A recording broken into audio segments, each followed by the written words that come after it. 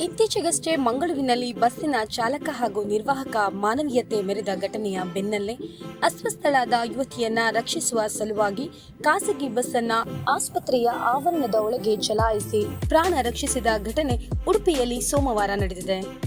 ಶಿರ್ವದಿಂದ ಉಡುಪಿಗೆ ಬರುತ್ತಿದ್ದ ನವೀನ್ ಎಂಬ ಹೆಸರಿನ ಬಸ್ಸು ಉಡುಪಿ ಹಳೆ ತಾಲೂಕು ಕಚೇರಿ ಬಳಿ ಬರುವಾಗ ಬಸ್ಸಿನಲ್ಲಿದ್ದ ಯುವತಿಯೋರ್ವಳು ಅಸ್ವಸ್ಥಳಾಗಿ ಬಸ್ಸಿನಲ್ಲೇ ವಾಂತಿ ಮಾಡಿಕೊಂಡು ಪ್ರಜ್ಞಾಹೀನ ಸ್ಥಿತಿ ತಲುಪಿದ್ದು, ಕೂಡಲೇ ಬಸ್ಸಿನ ಚಾಲಕ ಶಶಿಕಾಂತ್ ಬಸ್ಸನ್ನು ಪಕ್ಕದ ಟಿಎಂಎ ಪೈ ಆಸ್ಪತ್ರೆಯ ತುರ್ತು ಚಿಕಿತ್ಸಾ ಘಟಕದತ್ತ ಕೊಂಡೊಯ್ದಿದ್ದು, ತಕ್ಷಣವೇ ಪ್ರಥಮ ಚಿಕಿತ್ಸೆಗೆ ವ್ಯವಸ್ಥೆಯನ್ನ ಮಾಡಿದ್ದಾರೆ.